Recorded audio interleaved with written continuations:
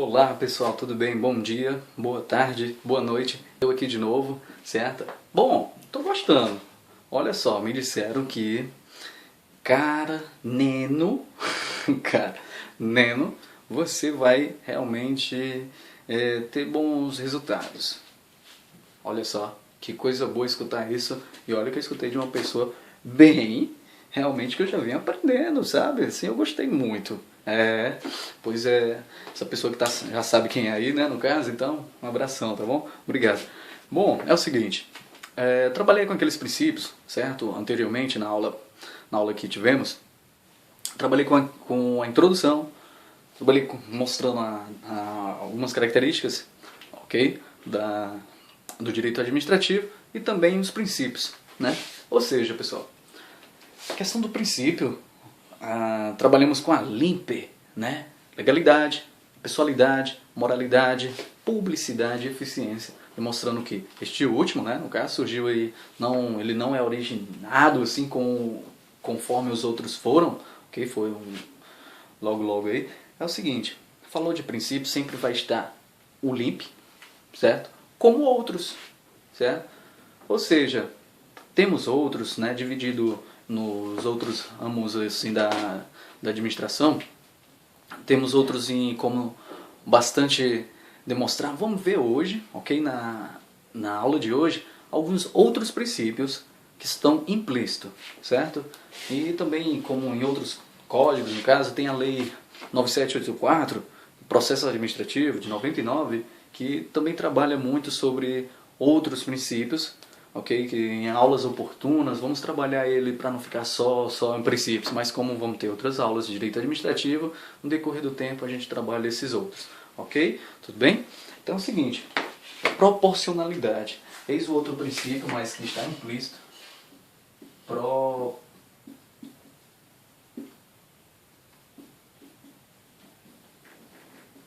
Proporcionalidade. Muitas bancas acham, certo, que são iguais proporcionalidade com razoabilidade. Ok? Mas é o seguinte, também a banca como o CESP, certo? Olha só, banca como o CESP, que já não concorda. Eles acham diferente, ok? O fim, a proporcionalidade, o fim, certo? A meta, o objetivo está ligado ao meio. Olha só, o fim, a meta, o objetivo, ela fica ligada ao meio. O que é que eu quero dizer isso? Quando você tiver essa relação de fim, o meio utilizado para alcançar determinado fim, você vai lembrar logo de proporcionalidade. Posso dar um exemplo? Eu escutei numa aula muito boa, certo? Quero até mandar um abração aí pro Barbieri. Isso, Barbieri, obrigado. Muitas coisas assim que eu aprendi foi realmente aí com as suas aulas, ok? Bom, é o seguinte. A questão da proporcionalidade, eu cito até mesmo um exemplo que ele citou que eu achei muito interessante, que foi o seguinte, para a gente lembrar do jantar. Isso, olha, eu lembrei do jantar, quando eu lembrar do jantar, vou lembrar da aula desse professor, grande professor, e espero que agora também vocês possam lembrar eu contando a história desse professor. E é assim, conhecimento, a gente vai multiplicando conhecimento. É isso que eu quero deixar mesmo claro assim nessas aulas que eu estou postando, ok? De aprendizagem e multiplicando o conhecimento que estou adquirindo com essas outras aulas, estudando focadamente, ok? Para grandes concursos. É isso, pessoal. Proporcionalidade. Para alcançar um fim, certo? Uma meta, né? Vai ter que utilizar determinado meio. E como exemplo, um jantar para conquistar uma garota, ok? Esse jantar, você imagina qual seria o meio para conquistar aquela moça, né? O meio está sendo o jantar. Mas vamos ver se é proporcional ou desproporcional. Uma menina muito linda para esse cara, ok? E então ele oferece no jantar, ele diz que vamos comer macarrão, comer massas, tá bom? Olha só, soa na moça, tipo, massas, né, italianas, aquela outra coisa. Só que a massa, pera aí, segura aí. Ainda ele falou o seguinte, certo, vamos comer massas, certo? peixe. Olha, coisa boa, né? Então, quando chega um determinado momento, eles vão no local, certo? E solicita, olha o que ele solicita. Ele fala até baixinho, certo? Fala até baixinho para o rapaz lá do restaurante, ele fala o seguinte: cara, traz, certo? Niojo. Nissin niojo. Isso. Traz pra gente esse nissin, tá bom? Então aí vai. Nissin miojo. Isso. Aí então, olha o peixe. O peixe foi uma sardinha. Sim, sardinha. Nissin miojo com sardinha. Veja só a cena, né, pessoal? Agora eu te pergunto, foi proporcional o meio utilizado, né, por esse garanhão para conquistar essa moça que ele achava muito linda para sua vida? Foi? Não. Só lembrar desse exemplo, certo? Você vai lembrar bem direitinho aí da questão de proporcionalidade, onde para alcançar determinadas metas, né, deve ser proporcional aos seus meios, ok? Então, razoabilidade, o que é que eu posso tirar da razoabilidade? Vocês têm alguma ideia de razoabilidade?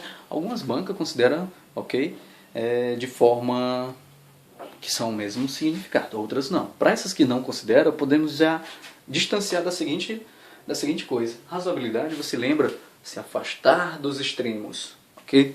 Se afastar dos extremos, certo? Deve ir não balizando naquele extremo, ok? Um exemplo disso que a gente pode tirar, justamente que através de exemplo a gente aprende bastante, né?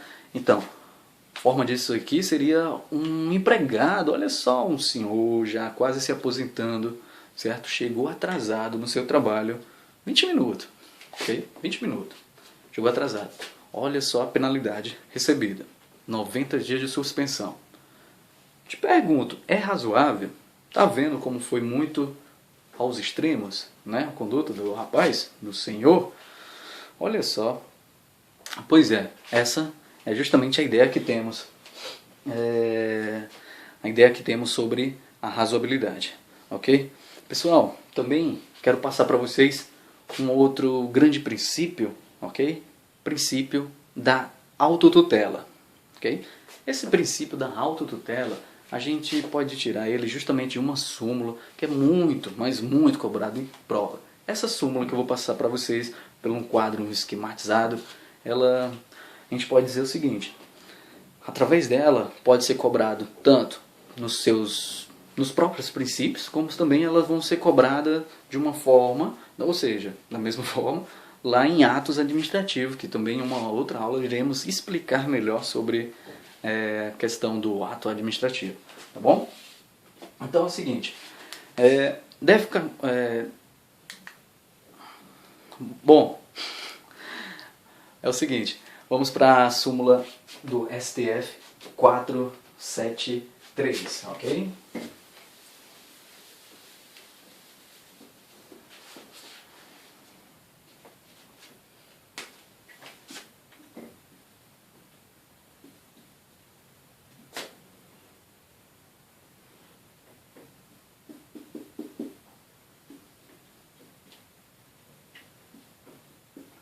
Princípio da autotutela. Tá bom, pessoal? Ok? Então é isso. Vou fazer o seguinte. Vocês podem até deixar seu caderno assim de lado, justamente para, né, trabalhar melhor naquele modo paisagem do caderno. Ok? Onde eu vou deixar, ó, separar aqui em 3 colunas. Bom? Deixa eu ver. Aqui. Aqui. Ok. Vamos lá. São justamente trabalhados na súmula do STF, revogação e anulação. 1, 2, ou seja, trabalhamos com 3 linhas abaixo, bom? Você vai fazer a pergunta: quem? Tá bom? Quem? Outra, por quê? Ou então quando, né? Por quê? E efeitos. Efeitos. Vamos lá. Revogação, pessoal. Revogação, a gente pergunta, quem? Quem pode revogar? Quem pode revogar? Quem revoga é a própria administração, ok? Administração pública. Quem revoga? A administração pública. Agora eu te pergunto, quem pode anular? Quem anula é a administração e o Poder Judiciário.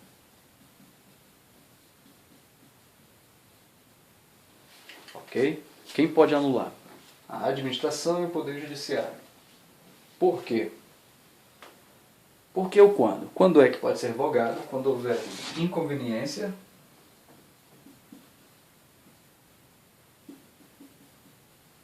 ou for o ato inoportuno. Ok? Quando for inconveniente ou quando o ato for inoportuno, ok? Pode ser, pela administração pública, revogado determinado ato. Tá bom? Agora, anulação. Por quê? Por que vai ser anulado? Por causa da ilegalidade. Ok? Pela ilegalidade vai o ato ser anulado. Tá bom? Cuidado para não confundir esse termo. Esse quadrinho vai servir justamente para isso, porque na questão ela vai querer muito, certo, cruzar esses termos. Então, quais são os efeitos? Efeito, aqui é o ex nunc. Efeito da revogação, ex nunc. Efeito da anulação, ex tunc. Certo? Perguntinha, o que seria o efeito ex nunc? O que seria o efeito ex tunc? Vou dar duas dicas para vocês entenderem. Efeito ex nunc. Vamos tirar pelo N. Ou quase a palavra toda acrescentando um A no final, né? Ou seja, efeito ex nunca. Nunca, ok? Nunca, certo? Vai retroagir. Esse é o efeito ex nunc. Ela vai justamente surtir os seus efeitos a partir da revogação. Ela vai surtir os efeitos. Não vai retroagir aqueles efeitos tidos pela revogação, tá bom? Diferente da anulação, vamos pelo Tzinho, a primeira letra, tunc, de tempo. Né? Ou seja, ela retroage no tempo. Tá bom? Enfatizei esse tempo justamente para ter a noção disso aqui. Ó. Ela retroage no tempo. Houve anulação, todos aqueles atos irão retroagir, certo? Causando todos aqueles seus efeitos pela anulação. Tá bom? Uma maneira também de entender, como eu disse, duas dicas legais, seria N de nuca, né? T de testa, certo? Bateu na testa, ok? Tempo, retroage, tá bom? Nuca, ok? Nunca, para frente, seus efeitos irão para frente, a partir do momento da revogação. Ok? Vocês estão entendendo tudo? Espero que seja, porque através dessa súmula, como eu já disse, pode ser tanto na parte de princípios, ok? Como também em atos. Isso. Vamos trabalhar justamente a questão. Será que são todos os atos que podem ser revogados?